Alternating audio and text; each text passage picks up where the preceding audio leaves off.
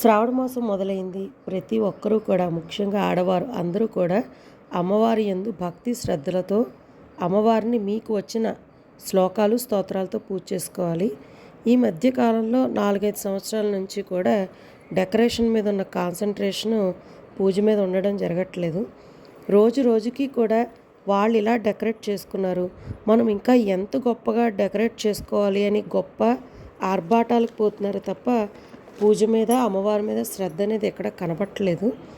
ఇంకా అందరూ కూడా గుర్తుపెట్టుకోవాల్సిన విషయం ఏంటంటే, మనము చేసే పూజ అమ్మవారు మెచ్చుకోవాలి, ఆవిడ ఆనందపడాలి అని అనుకోలే తప్ప ప్రజలందరూ మెచ్చుకోవాలి అని అనుకోకూడదు. కాబట్టి మనకి ఉన్నంతలో అమ్మవారిని మనకు లభించే పూలతో చక్కగా పూజ చేసుకోండి. మామిడి తోరణాలతో అలంకరించండి. మీకు వచ్చిన శ్లోకాలు, స్తోత్రాలతోటి భక్తిగా పూజించండి. అమ్మవారి యొక్క అనుగ్రహం పొందండి.